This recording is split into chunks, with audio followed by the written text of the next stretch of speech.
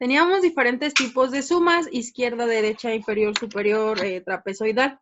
En cualquiera de los casos, si nosotros aumentábamos el número de segmentos, el valor se acercaba mucho más al valor real del área. Entonces, sin importar si era izquierda o derecha, si nosotros hacíamos el tamaño de, si nosotros usábamos un número de segmentos muy grande, entonces nos aproximábamos bastante al valor real.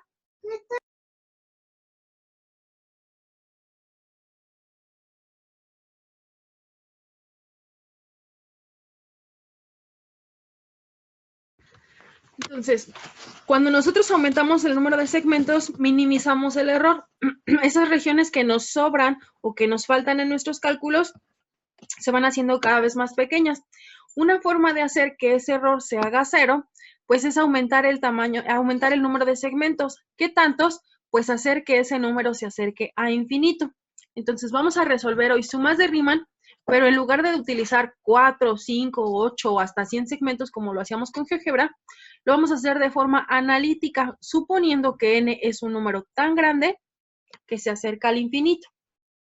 Entonces, para ello vamos a retomar las fórmulas que ya teníamos, la de delta x, xy y la forma de aproximar el área. Entonces, vamos a calcular el área de la función x cuadrada más 1 en la región que va desde 0 hasta 3, calculando tantos segmentos que el valor se acerca a infinito. ¿Qué es lo primero que debemos hacer si vamos a calcular el área? ¿De acuerdo?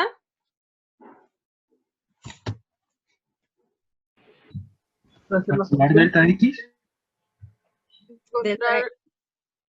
Antes del delta x. Graficar. Graficar. ¿Por qué?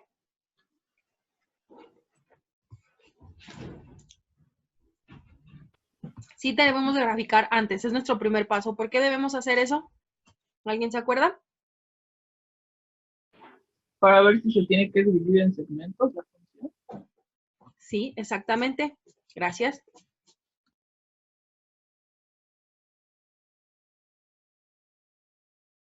Debemos graficar para saber si esa función es positiva, negativa, si lo debemos dividir en segmentos. La función x cuadrada más 1, ¿alguien se acuerda cómo se grafica?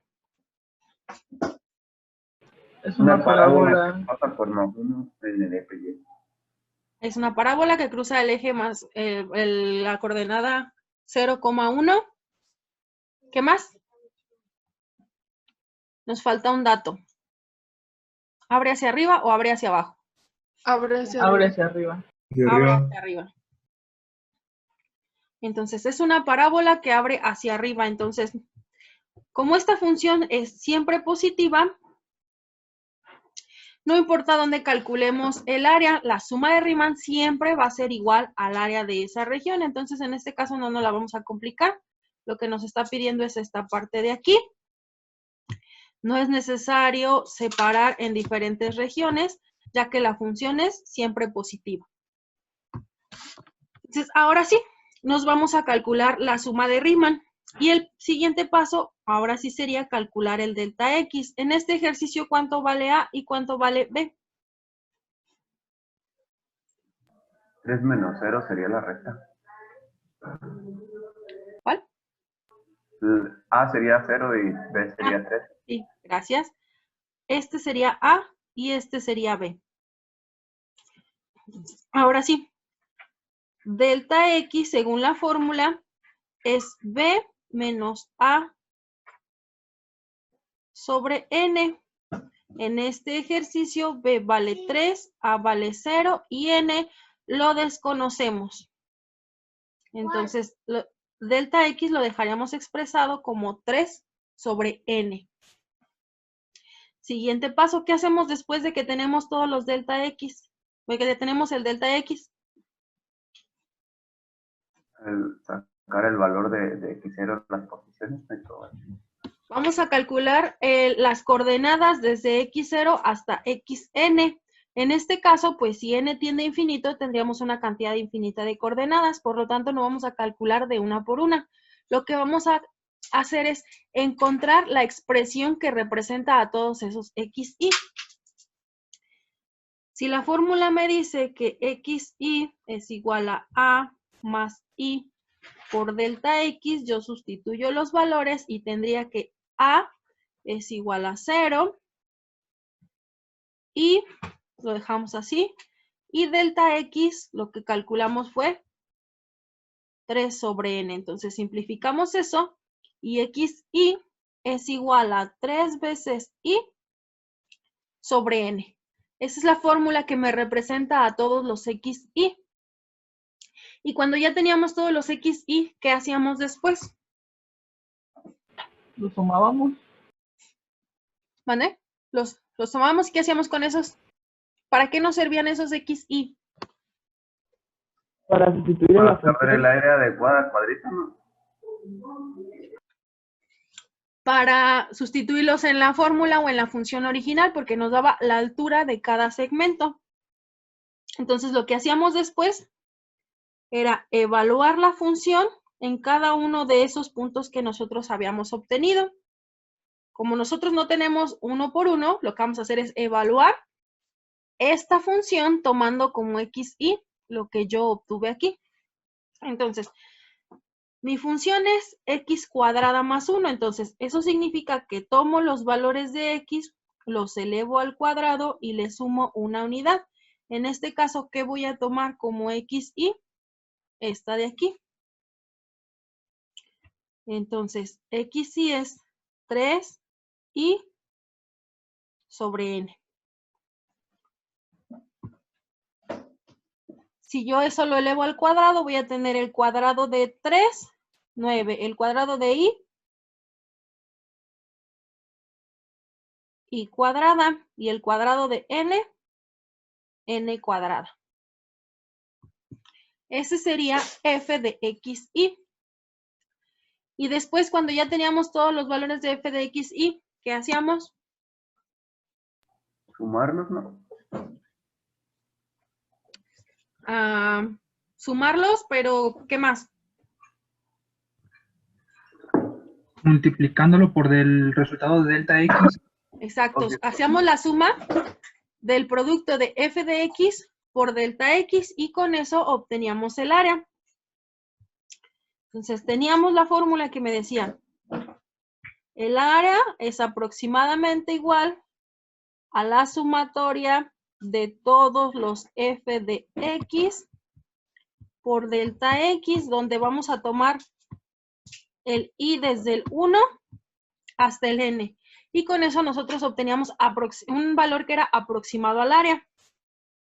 En este caso, como nosotros estamos usando segmentos tan chiquititos, lo que vamos a obtener ya no es una aproximación, ya va a ser el valor exacto. Siempre y cuando consideremos que siempre y cuando tomemos en cuenta un n tan grande que delta x tienda a 0, es decir, el ancho de esos segmentos sea muy, muy, muy pequeño, tan pequeño que se acerca a 0. Y bajo esa condición ya no tenemos una aproximación, lo que obtenemos es una igualdad.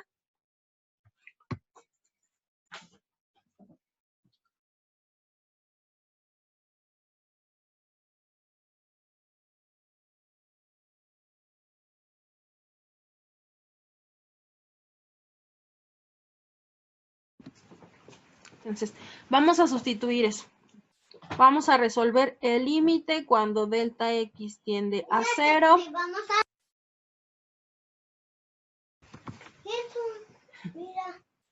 Límite cuando delta x tiende a 0. De la sumatoria desde igual a 1 hasta n de, ahora sí, f de xy. Y como f de xy tenemos esto que está aquí. Entonces, f de xy sería 9 y cuadrada entre n cuadrada más 1.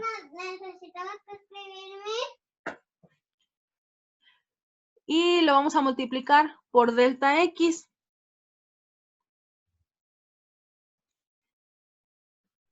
Como delta x, nosotros lo que obtuvimos fue 3 sobre n. Entonces, todo eso lo vamos a multiplicar por 3 sobre n. Hay que empezar a simplificar todo eso. El límite, como va a ser lo último que calculemos, lo vamos a indicar. Los vamos a indicar en todos nuestros cálculos hasta que lo hayamos resuelto. El límite de la sumatoria desde igual a 1 hasta n. Vamos a simplificar esto que está aquí. Cada uno de estos términos lo vamos a multiplicar por el delta x. Y entonces tenemos 9 y cuadrada por 3, 27 y cuadrada, luego n cuadrada por n cúbica, más 1 por 3 sobre n, 3 sobre n. Y a partir de aquí vamos a empezar a aplicar las fórmulas y propiedades de notación sigma. Aquí, ¿cuál es la primera que usamos?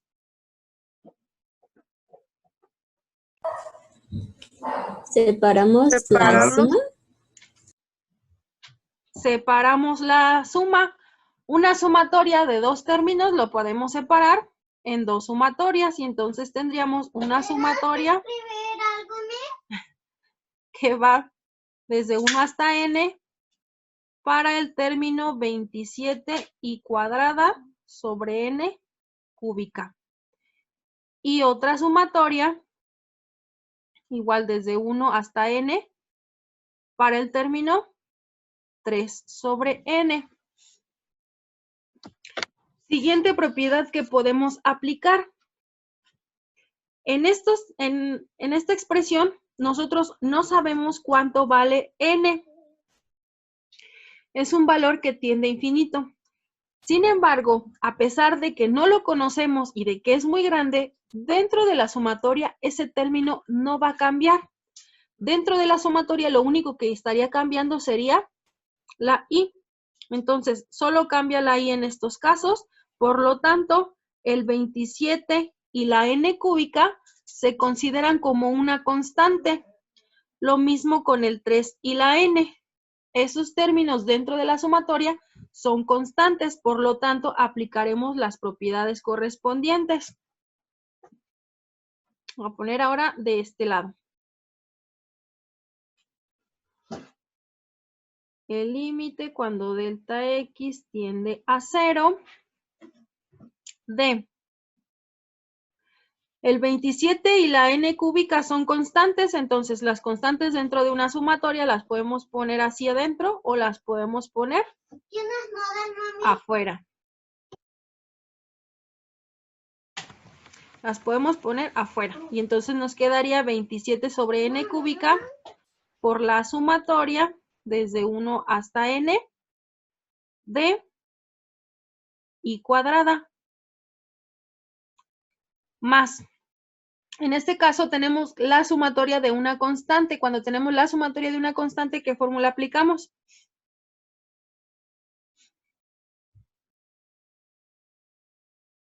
Se multiplica la constante por 1. Por n, perdón. Exactamente. Entonces, la sumatoria de una constante, al aplicar las fórmulas, nos quedaría simplemente la constante por n.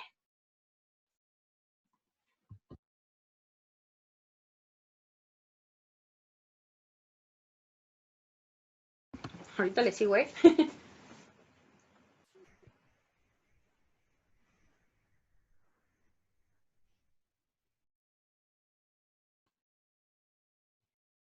El otro, deja.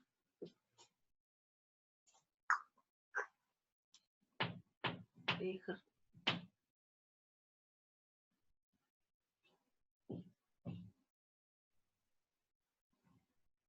Listo.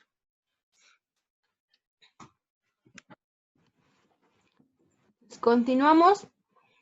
Y aquí ya nada más nos quedaría aplicar la fórmula para una k cuadrada o una i cuadrada en este caso. ¿Cuál sería esa? ¿Las tienen a la mano?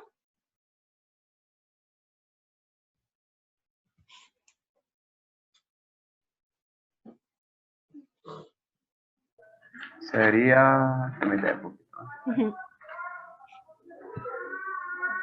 Sería n que multiplica n más 1, Ujú.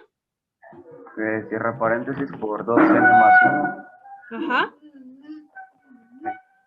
Y todo eso entre 6. 6.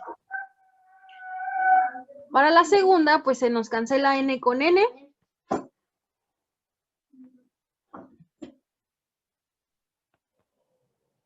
Ponerlo aquí. Y solamente nos quedaría el 3. Entonces ya hemos resuelto la sumatoria, nos falta el límite. En este caso, como delta X tiende a 0, podemos asumir que entonces n tiende a infinito. ¿Por qué entonces si delta X tiende a 0 y al final el que vamos a evaluar es n tiende a infinito, por qué no lo ponemos desde un inicio? Si yo tengo un delta X muy pequeñito, eso me asegura que yo tenga un n muy grande. Me falta aquí. Si yo tengo un delta muy pequeñito, eso me asegura que tenga un n muy grande. Pero el hecho de que yo tenga un n muy grande no necesariamente me va a asegurar que yo tenga segmentos muy pequeñitos.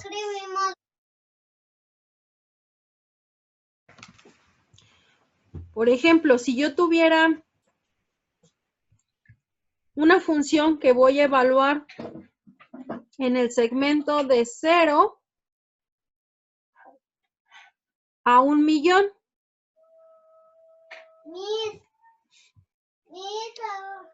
Si yo tomo un n grande, supongamos de 1000, ¿de cuánto sería mi delta X?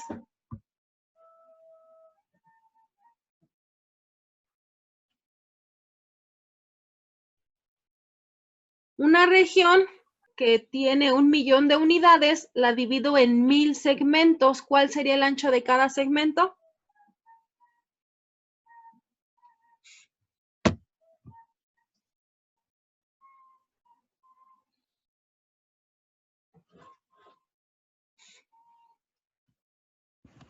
¿Cómo calculamos el delta X? A menos b. B menos A entre n. 1.000.000 menos 0, 1.000.000. 1.000.000 entre 1000. 1000. 1000. ¿Eso es un delta X pequeñito? No. No. Entonces, tener un n grande no necesariamente me va a dar un delta X pequeño, pero tener un delta X pequeño siempre me va a asegurar tener un n muy grande. Vamos a tomar el mismo segmento de 1 a 1.000.000. Si ahora mi delta X es de 0.001, ¿cuántos segmentos tendría? Si 1.000.000 lo divido entre 0.0001, me va a dar 10 a la 9. Tener un delta X pequeño sí me asegura un n grande. Tener un n grande no me asegura un delta X pequeño. Entonces, por eso en la definición inicial, primero ponemos el delta X. Y como consecuencia de tener un delta X pequeño, entonces eso se convierte en un n tiende a infinito. Entonces es por eso que a pesar de que en los cálculos usamos el n, en la definición está el delta X. Entonces, ahora sí, si n tiende a infinito, eso no me va a caber ahí, mejor lo ponemos abajo.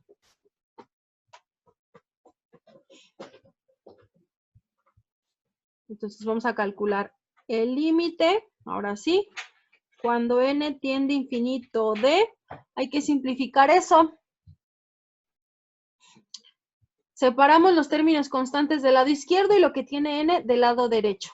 Me va a quedar aquí 27 sextos y del otro lado me quedaría el producto de todo esto, me va a dar 2nq cúbica más 3n cuadrada más n, y todo eso lo voy a dividir entre n cúbica. Y el otro ya no le movemos, así se queda más 3.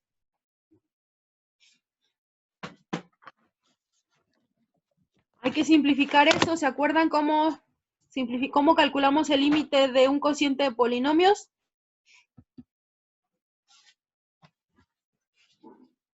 ¿Alguien se acuerda?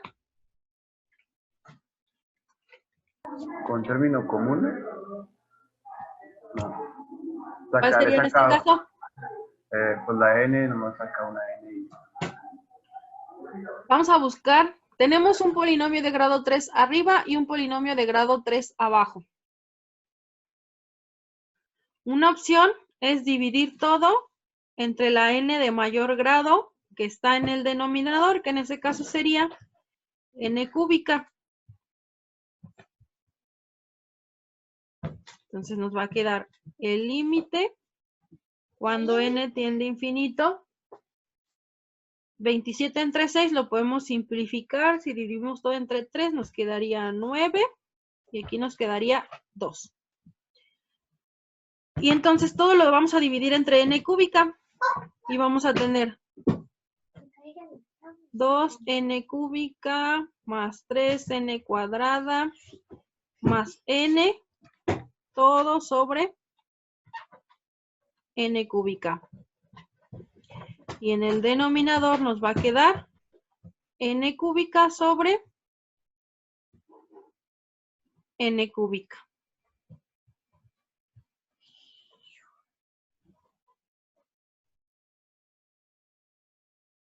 Ay, aquí no. Más 3.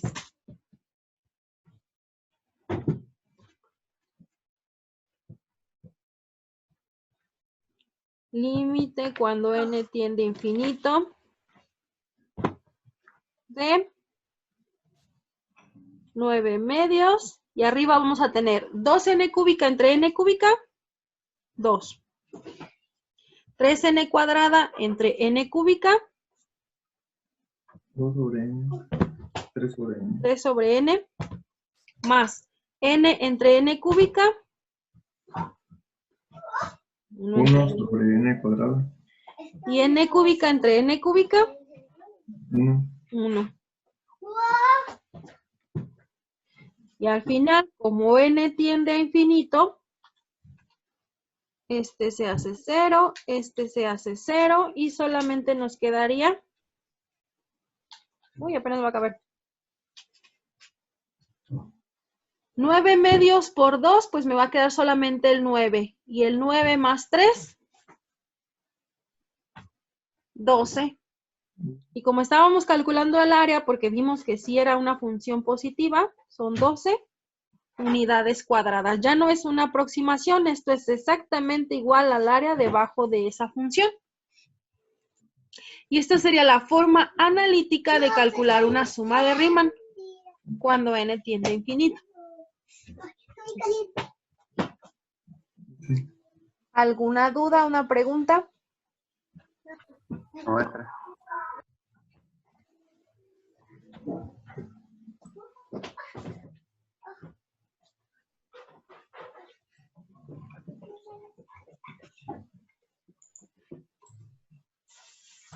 Ay.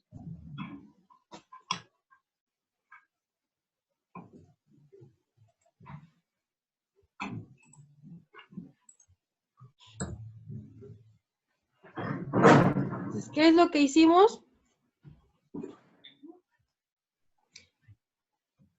En la primera parte aplicamos las fórmulas que ya teníamos. En la segunda, simplificamos.